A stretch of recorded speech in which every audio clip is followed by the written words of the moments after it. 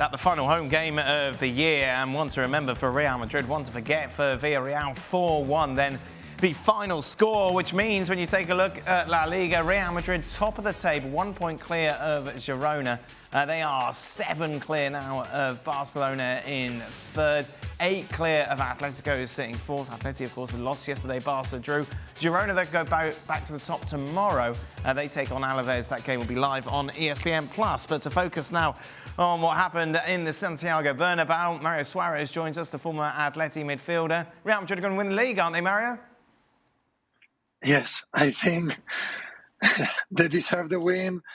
And I'm sure that Carlo Ancelotti and all the Real Madrid fans are really happy right now because they do, for me, an excellent performance, scoring 4 goals with your key player, with your star like Bellingham scoring, with players that normally don't play like Brahim scoring, playing attacking football. Now they are on top of the table, and I think they must be happy. Except from the injury of Alaba, I think today is a really good night for all the Real Madrid fans. It's comfortable today, wasn't it, Craig? Very. Worryingly for Villarreal, yeah. too comfortable. The Bellingham bandwagon rolls on. Brahim Diaz has done a great job coming in from the wilderness and giving them something different at a time that they've needed it with the injuries that they've had.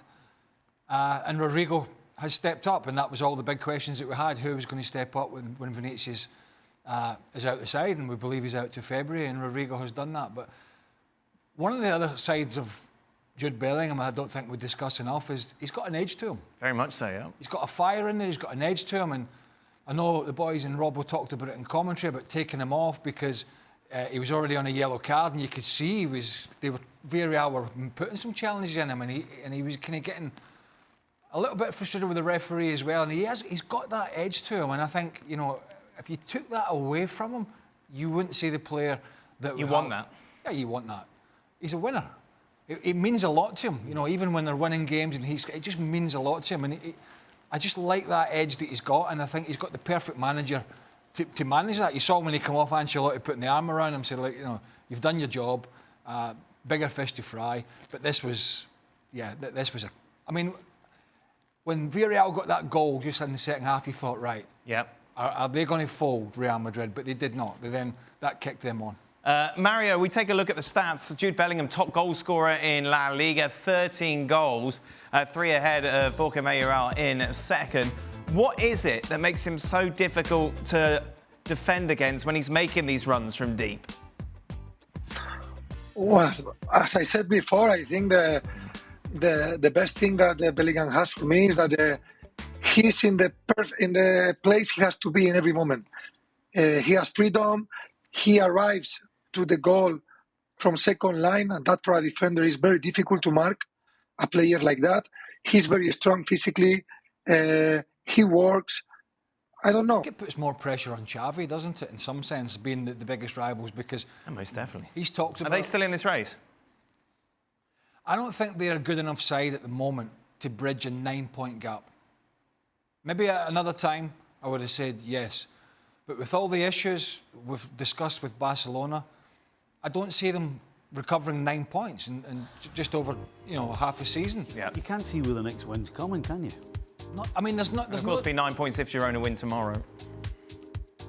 Yeah, what is it now? So it's 7 points between Madrid and Barca. If Girona win, then it's 9 points. 9 points for I got my maths wrong. Oh, silly me. But I even with 7 points, I still think it's going to be tough. But we talk about Xavi's moaned and groaned a little bit about injuries and blah blah blah, and he has had them. But when you look at what Ancelotti's had to deal with, right down the spine of this side, and also they sold, got rid of Benzema in the summer, so that was another gap to fill. And then the injury to the goalkeeper, the injury to Militao, now Alaba, the injury twice to Vinicius and 2 separate hamstring issues he's missed the side. He's had Jude Bellingham has come in and done something that's you could call phenomenal, certainly up to now in the goals he's scored. But I think anybody at Barcelona that says, well, look, this is down to the fact that we're missing him and him and him, I think the critics will just say, well, hold on a minute. Real Madrid are in the same boat, but they're coping. Yeah. So what is the difference and why? So when this bandwagon continues to roll on, it puts Barcelona under even more pressure. But yeah, at the moment, I think 7 points is a huge gap for them. Could be 9, as you mentioned, when Girona play tomorrow. And they are arguably the most watchable team at the moment in La Liga. Most definitely. Mario will say thank you very much. As Craig mentioned then, the big game tomorrow sees Girona in action, looking to go back to the top of the table as they take on Alaves. That game will be live at 3 p.m. Eastern.